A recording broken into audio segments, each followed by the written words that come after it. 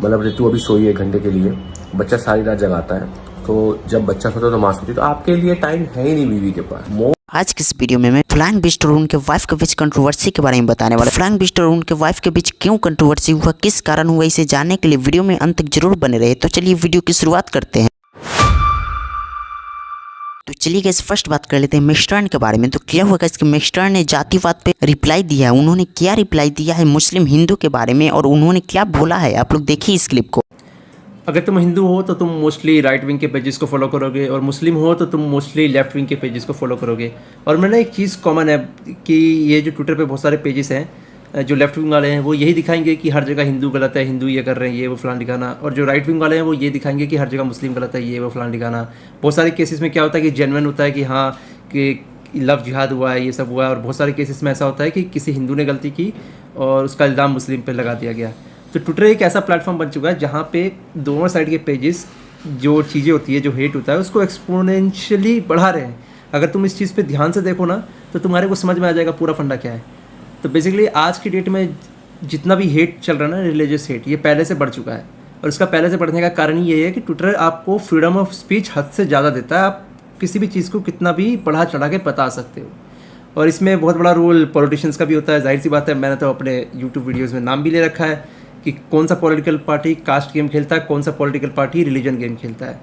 तो इन सब से आगे चल के यही होगा कि जो इंडिया है, इंडिया के अंदर रिलीजियस हेट, फिर आएगा कास्ट बेस हेट, ये बढ़ता जाएगा और इन द एंड इंडिया जो है पूरी तरीके से बर्बाद होने की कगार पे चला जाएगा। नेक्स्ट बात करने वाले इल्विस यादव के बारे में। तो क्या होगा इसके इल्विस यादव के फैंस लोग पूछने लगे कि मुनावर के साथ आपकी दोस्ती हो गई। तो इसी को लेकर इल्विस यादव का क्या रिप्लाई है, आप लोग देखिए इस क्लिप में। भाई मुनावर भाई से दोस्ती हो गई क्या? यार देखो, एक मैं तुम्हें चीज बता दूं, मैंने ना पहले भी बहुत सारी बारी क्लियर करा है कि मेरी दुश्मनी किसी से नहीं है।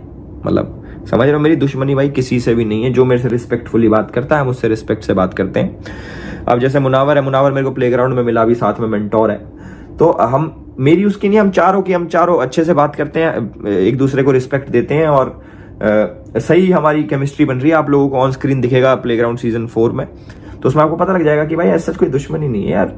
सब लोगों की बात है, जो लोग अच्छे हैं हमसे अच्छे हैं, हम उनसे अच्छे हैं, और ऐसे ही चलता होगा उनके दिमाग में भी। कोई दुश्मनी थी भी नहीं भाई, दोस्त हैं सब भाई। गाइस नेक्स्ट बात करने वाले विशाल सिंह के बारे में। तो क्या होगा कि विशाल सिंह ने देविका को एक्सपोज कर दिया। तो गाइस विशाल सिंह ने देविका को कैसे एक्सपोज किया है, उन्होंने क्या बोला है, आप लोग देखिए इस क्लिप में। एक बात समझ में नहीं आती कि जिन लोगों को मैं रोस्ट करता हूँ, ये लोग क्या सोचते हैं कि विशाल पागल क्या है, इसके आगे पीछे कोई नहीं है, कोई जान पहचान नहीं है, ऐसे ही आता है बढ़ बढ़ करके इंस्टाग्राम पे चला जाता है। ये जो कल हुआ, जो मलिक खानदान मेरे पास आ करके बात करके गई है मेरे से, और इसके साथ में एक जो चिंपैंजी था, एक काले शक्ल का, काला शू पॉलिश, साले अगर दोबारा मुझे रोका कहीं पे भी, सामने आके बात किया, अगला दिन ऐसा रोस्ट मारूंगा, तेरा वैसे कोई अस्तित्व है नहीं, बैग उठा के घूमता है, कैमरा पकड़ के घूमता है, लेकिन इतना रोस्ट मार दूंगा कि सिर्फ तेरा अस्तित्व ही बना रह जाएगा इंस्टाग्राम पे और सोशल मीडिया पे। सॉरी, मैं गाली नहीं देता हूं, मैं सिर्फ रोस्ट करता हूं, बहुत ही हेल्दी वे में, फन वे में।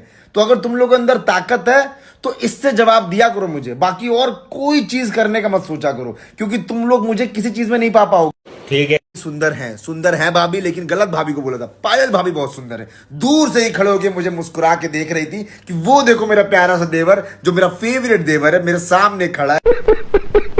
भाभी आप टेंशन मत दो, मैं मरते दम तक आपके साथ खड़ा रहूंगा। बस ये जो गलत संगत का असर पड़ा हुआ है ना, वो छोड़ो।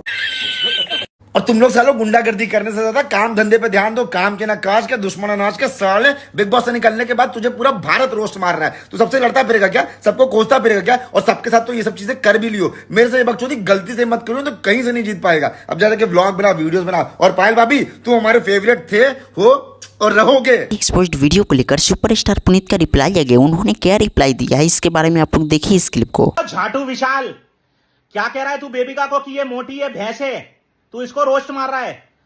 एक लड़की को तू उसकी बॉडी के बारे में कहकर गालियां दे रहा है और रोस्ट कर रहा है क्योंकि तुझे जा रहा है बिग बॉस। और मैं मनीषा रानी को यही कहना चाहता हूं कि ये मनीषा रानी, ये तुमने जो मैनेजर रखा हुआ है, ये तुम्हारा मैनेजर है, तुम इसे समझा नहीं सकती हो। ये जैसी शक्ल का बेबिका को रोस्ट मार रहा है, मोटी भैंस कह रहा है। कल को तुम अगर मोटी भैंस हो जाओगी तो ये तो तुम्हें भी नहीं छोड़ेगा। और एक बात ध्यान रखना मनीषा, ये लड़का तुम्हारा भी फायदा उठा रहा है, तुम्हारा फेम का फायदा उठा रहा है। और इसके बारे में मुझे कई चीजें पता लगी है। रोज रात को क्लबों में घूमता है लड़कियों के साथ, और जब वो लड़कियां स्टोरियां डालती है ना तो उनके पीछे हट जाता है। ये कहता है नहीं नहीं भाई मेरी स्टोरी मत लगाना वरना मनीषा रानी देख लेगी। अबे कुछ तो शर्म कर। बेबिका को तू मोटी भैंस कह रहा है, कभी तू अरमान मलिक की घरवाली का मजाक उड़ा रहा है। अबे तेरे पे कंटेंट नहीं है, तेरे पे टैलेंट नहीं है, और ये झांटू जैसी शक्ल लेकर तू लड़कियों का मजाक उड़ा रहा है, लड़कियों का गलत बोल रहा है तू। अबे मैनेजर है ना, मैनेजर बन के रहे, समझ गया मेरी बात को। और आज के बाद किसी लड़की को मोटी भैंस मत बोल दियो, तेरे घर का नहीं खाती वो। मोटी भैंस होगी, अपने बाप का खा रही है, अपनी मेहनत की कमाई खा रही है। टैलेंट तेरे पे है नहीं, साला मोबाइल निकाला, हंसी वाली वीडियो एडिटिंग कर दी, किसी भी लड़की का फोटो मारा, कभी अरमान मलिक की वाइफ को रोस्ट कर रहा है, कभी अरमान मलिक को रोस्ट कर रहा है, कभी बेबिका को मोटी भैंस कह रहा है। अबे छपरी सुधर जा।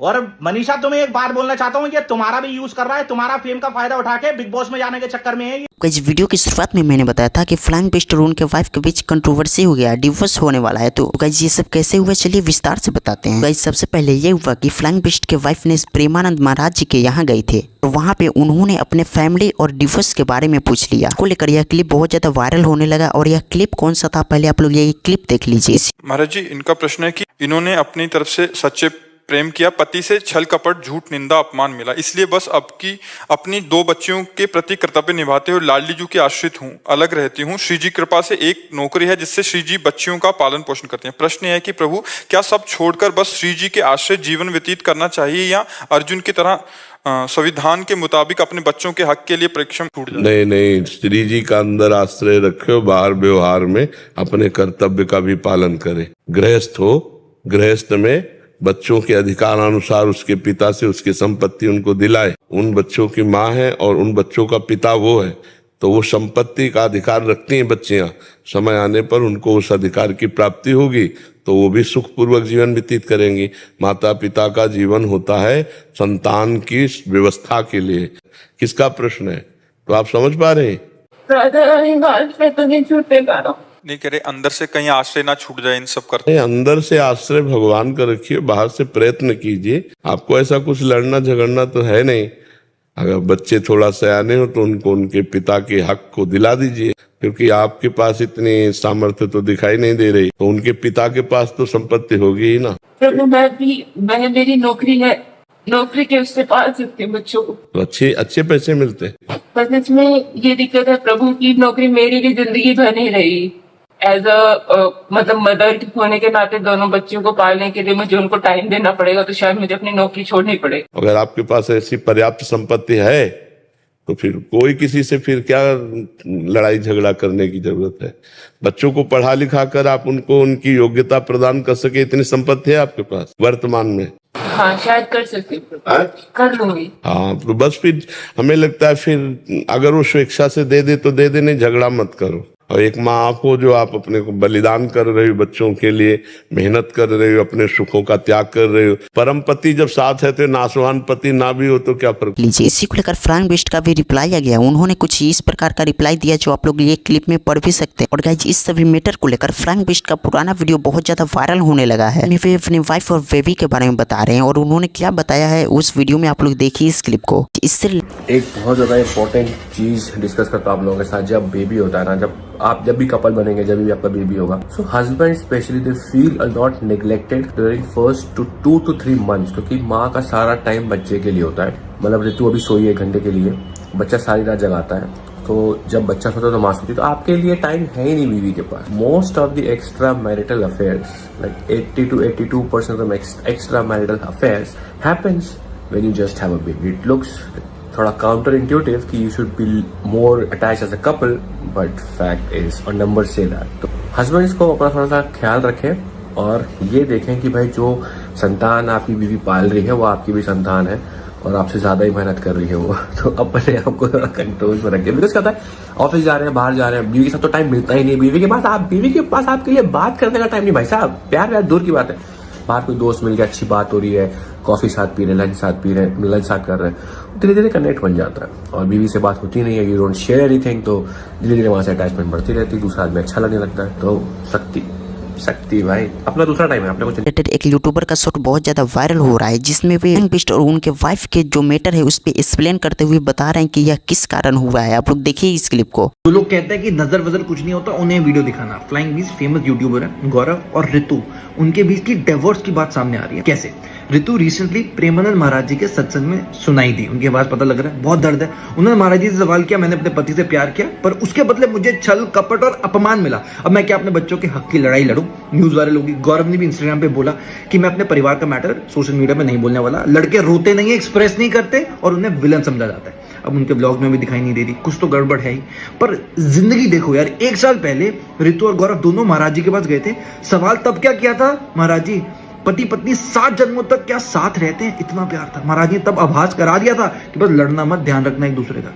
ब्रैडली कूपर ने, अमेरिकन एक्टर, उन्होंने कहा था खुश हो डोंट टेल एनीवन, प्यार करते हो डोंट टेल एनीवन, ट्रैवल कर रहे हो don't tell anyone, people ruin beautiful things. बेटा नजरें लगती। तो गाइस आई होप आप लोगों ने इस क्लिप को देख लिया होगा। इसमें बेसिकली यही बताया जा रहा है फ्लाइंग बिस्ट और उनके वाइफ के बीच जो लफड़ा है वह क्यों हुआ है और वह क्यों डिवोर्स देना चाहती है। तो चलिए गाइस आज के लिए इतना ही, फिर मिलते हैं किसी नए अपडेट के साथ किसी नेक्स्ट वीडियो में। अगर ये वीडियो थोड़ा सा भी अच्छा लगा तो एक वीडियो को लाइक कर दीजिएगा और चैनल को सब्सक्राइब कर दीजिएगा। चलिए गाइस, जय हिंद जय भारत।